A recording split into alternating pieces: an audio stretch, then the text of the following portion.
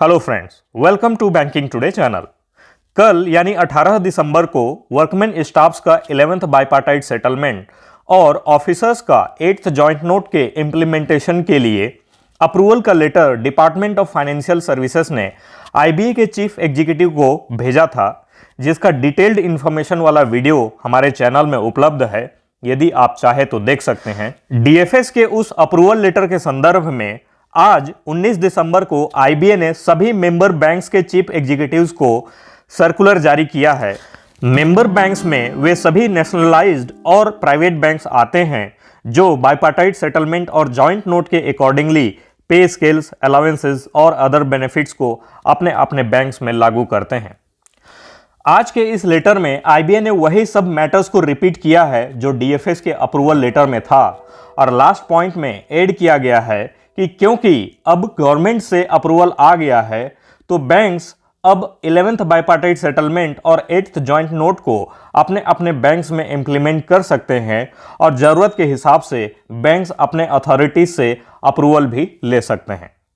तो फाइनली इतने लंबे इंतजार के बाद 11 नवंबर को साइन हुए 11th बाइपार्टाइट सेटलमेंट और जॉइंट नोट को अब अप्रूवल मिल ही गया है।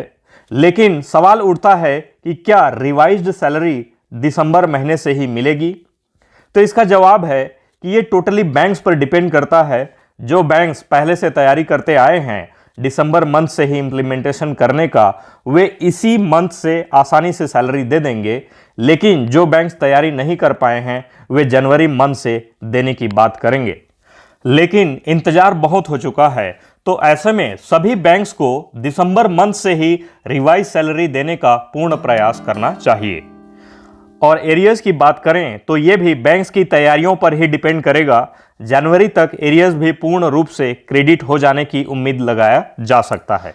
फ्रेंड्स, अब बात करते हैं आरआरबी रीजनल रूरल बैंक्स में 11th बाइपार्टाइट सेटलमेंट और 8th जॉइंट नोट के इंप्लीमेंटेशन के बारे में।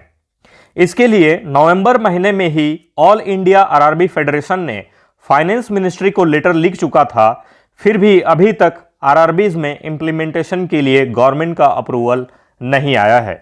तो ऐसे में आज all India RRB officers federation ने फिर से फाइनेंस सेक्रेटरी को एक रिमाइंडर भेजा है अप्रूवल के लिए, और इस रिमाइंडर लेटर के इनक्लोजर में इन्होंने अपने अधिकारों और कुछ समस्याओं के बारे में भी लिखा है।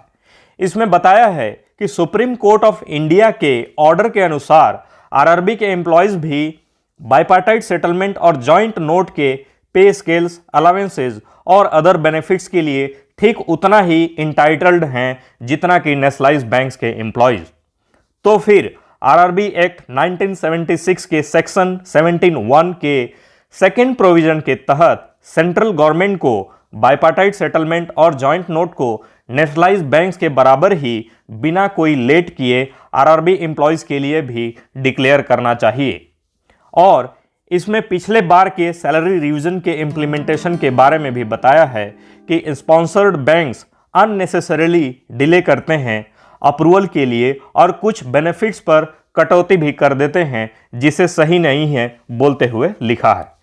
जब सुप्रीम कोर्ट ने कई ओकेशंस पर डिक्लेयर किया है कि आरआरबी के एम्प्लॉयज के लिए भी पे स्केल्स और अदर बेनिफिट्स नेशनलाइज्ड बैंक्स के एम्प्लॉयज के एट पार मिलना चाहिए, किसी प्रकार का डिस्क्रिमिनेशन नहीं होना चाहिए, तो ऐसे में स्पॉन्सर्ड बैंक्स के द्वारा अपने आरआरबीज के लिए परक्विजिट्स और अदर बेनिफिट्स को कट डाउन कर देने पर सवाल उठाया है।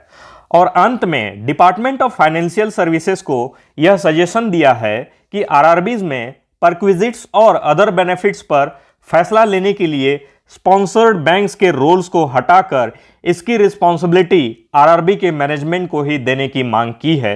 और 11th बाइपार्टाइट सेटलमेंट और ऑफिसर्स का 8th जॉइंट नोट के सभी मुद्दों को, चाहे वह रिवाइज्ड पे स्केल्स हो या अलाउंसेस या फिर अदर बेनिफिट्स, सबको 8 पार आरआरबीज में भी बिना डिले किए नेशनलाइज्ड बैंक्स के साथ ही इंप्लीमेंट कराने की मांग की है। फ्रेंड्स, आज के वीडियो में बस इतना ही। तो अब मिलेंगे अगले वीडियो में, और इस वीडियो को लाइक कीजिए, शेयर जरूर करें, और बैंकिंग टुडे चैनल को यदि अभी तक आपने सब्सक्राइब नहीं किया है तो प्लीज़ सब्सक्राइब कर लीजिए ताकि हमारे सभी वीडियोस के अपडेट्स आप तक पहुंचता रहे। धन्यवाद।